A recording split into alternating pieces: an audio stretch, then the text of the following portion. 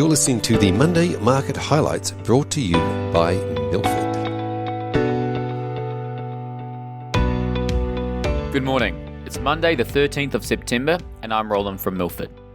The US PPI index was released on Friday, increasing 0.7% month on month, exceeding expectations of 0.6% growth. This took annual growth to 8.3%, which is the largest annual increase since 12-month data was first calculated in November 2010. There are a few other interesting data points within this release, such as trade services increasing by 1.5% month on month, goods prices increasing 1%, food increasing 2.9%, and transporting and warehousing shooting up 2.8%. This data does suggest inflationary pressures are not yet easing. The uranium spot price has been surging in recent weeks on the back of the Sprott Uranium Trust quite aggressively buying millions of pounds of uranium in the spot market. Investors can buy units in the trust, and Sprott then has to go buy pounds of uranium equivalent to this inflow. In the past 3 weeks alone, they've bought approximately 5% of annual production. They also announced they're increasing the size of the trust by another $1 billion. The spot price of uranium is up 31% over the past 3 weeks, which has seen many uranium miners rally quite aggressively.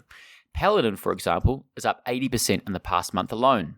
The RBA met last Tuesday and decided to stick to its original tapering timetable and will reduce asset purchases from $5 billion a week to $4 billion a week this month. This was a bit of a surprise to the market, who had expected the RBA to maintain the $5 billion a week of asset purchases given the Delta outbreak. However, the RBA noted that the outbreak is expected to delay but not derail the recovery, and that we should be returning to growth late in the December quarter.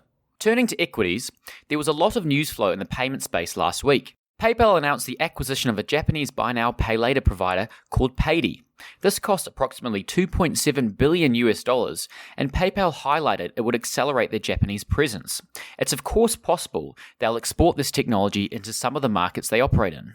Amazon's intentions to enter the point-of-sale market were uncovered, as Amazon looked to provide a solution to retailers that will allow them to process online and offline transactions, whilst also providing data analytics around inventory and other business functions. Their intentions are to take on the industry giants such as Shopify and Square. Square fell 4% on the day this was leaked. Domestically, the much-anticipated Santos and Oil Search merger was officially announced, which will create a $21 billion company. As a reminder, Oil Search shareholders will receive 0.6275 Santos shares for every one share of Oil Search they own. Santos expects to unlock $90 million to $115 million per annum of synergies post the merger. Looking to the week ahead, the US has a few key data points coming out this week. The CPI data is released on Wednesday, with the market expecting a 0.4% month-on-month increase in prices, which is a slight deceleration on the 0.5% experience in July. Retail sales data will also be released on Friday, and the market expects retail sales to fall by negative 0.8% month-on-month, largely driven by a big reduction in automotive purchases. Ex-auto, retail sales are expected to decline a smaller 0.1% month-on-month. Thanks for listening. We'll see you next week.